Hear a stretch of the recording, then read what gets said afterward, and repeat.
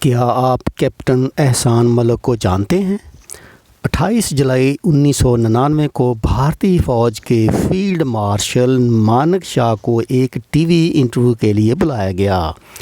مانک شاہ پارسی تھے اور تب ان کی عمر 85 برس تھی۔ وہ اس انٹرویو کے 9 برس بعد 94 سال کی عمر میں فوت ہوئے۔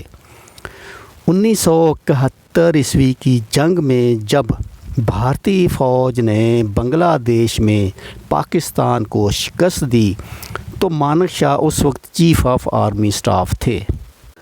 وہ اس جنگ کے 2 برس بعد 1973 میں سبکدوش ہوئے۔ کرن تھاپر نے ایک ایسا سوال مانک شاہ سے کر دیا جس کے جواب نے ان کروڑوں لوگوں کو ششدر کر دیا جو اس وقت ٹی وی پر ان کا انٹرویو دیکھ رہے تھے۔ کرن تھاپر نے پوچھا کہ فیلڈ مارشل صاحب، آپ کو یہ جنگ جیتنے کا کتنا کریڈٹ جاتا ہے، کیونکہ پاکستانی فوج نے وہ بہادری نہیں دکھائی جس کی ان سے توقع کی جا رہی تھی۔ فیلڈ مارشل مانک شاہ ایک لمحے میں ایسے پیشہ ور فوجی بن گئے جو اپنے دشمن کی تعریف کرنے میں بغض سے کام نہیں لیتے۔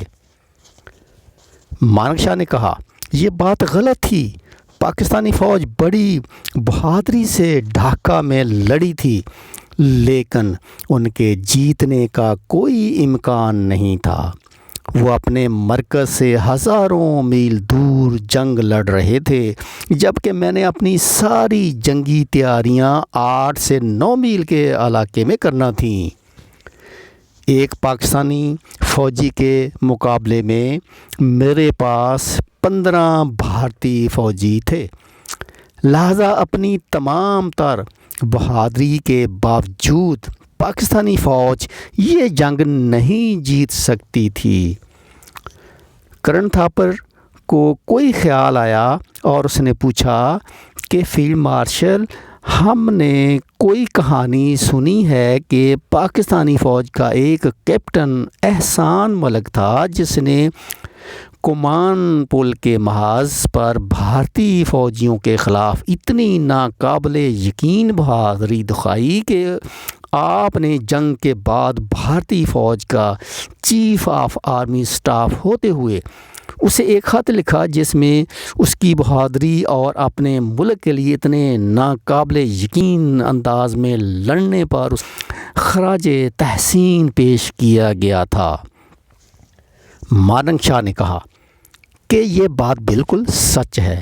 بھارتی افواج ڈھاکہ کی طرف پیش قدمی کر رہی تھی اور یہ پاکستانی کیپٹن ہماری فوج کے آگے دیوار بن کر کھڑا ہو گیا۔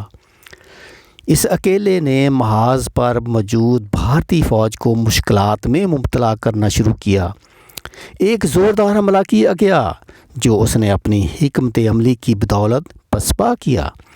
بھارتی فوج نے دوسری دفعہ باقاعدہ منصوبہ بندی کر کے اس محاذ پر پہلے سے بھی بڑا حملہ کیا، لیکن کیپٹن احسان ملک نے انہیں 1 انچ بھی آگے نہیں آنے دیا۔ بھارتی فوج نے آخر اس محاذ پر تیسرا حملہ کیا تو تب کہیں جا کر انہیں کامیابی ہوئی۔ مانک شاہ بڑا حیران تھا کہ آخر اتنی بڑی بھارتی فوج کے حملے کے سامنے کون تھا جو شکست ماننے کو تیار نہیں تھا۔ انہیں بتایا گیا کہ ایک کیپٹن احسان ملک تھا جس نے ان کی تمام کوششوں اور حکمت عملی کو ناکام بنا دیا تھا۔ معلوم نہیں وہ زندہ بچا یا لڑتا ہوا مارا گیا۔ جنگ ختم ہو گئی۔ جنرل نیازی مانک شاہ کے آگے ہتھیار ڈال چکے تھے، لیکن مانک شاہ کا ذہن اس پاکستانی کیپٹن کی بہادری کے بارے میں سوچ رہا تھا۔ مانک شاہ ہتھیار ڈالنے کی تقریب سے ایک فاتح جنرل کی طرح بھارت واپس آیا۔ اپنے دفتر جا کر اس نے پہلا کام کیا وہ یہ تھا کہ کاغذ قلم اٹھا کر کیپٹن احسان ملک کے نام ایک ذاتی خط لکھا اور اسے اپنے ملک کے لیے اتنی بہادری اور بے جگری سے لڑنے پر خراج تحسین پیش کیا، خصوصاً ان حالات میں کہ جب پاکستانی فوج کے پاس بھارت کے سامنے لڑنے کا کوئی فائدہ نہیں تھا۔ یہ خط اس نے پاکستانی کی فوج کو بھیجا کہ یہ اس بہادر کیپٹن کو دیا جائے۔ مانک شاہ نے اسی انٹرویو کے دوران انکشاف کیا تھا کہ قائد اعظم محمد علی جناح رحمۃ اللہ علیہ نے انہیں بلا کر کہا تھا کہ آپ پاک فوج میں شامل ہو جائیں، لیکن انہوں نے یہ کہہ کر معذرت کر لی کہ اب وہ بھارتی فوج کا حصہ تھے اور اپنے آپ کو بھارتی سمجھتے تھے۔ سب سے بڑھ کر انہوں نے اب ایک بھارتی لڑکی سے شادی کر لی تھی۔ 1971 کی جنگ کو آج 50 برس گزر گئے ہیں۔ آپ میں اور ہماری نسلیں کیپٹن احسان ملک کے نام سے واقف تک نہیں۔ ایک ایسا کیپٹن جس کی بہادری نے فیلڈ مارشل مانک شاہ کو اتنا متاثر کیا تھا کہ جنگ کے 30 برس بعد بھی 1999 میں کرن تھاپر کو دیے انٹرویو میں اس کا نام تک یاد تھا، جبکہ اس بہادر کیپٹن کا نام ہم نے اپنی کسی تاریخی کتاب میں نہیں پڑھا اور نہ ہی ہمارے بچے پڑھیں گے۔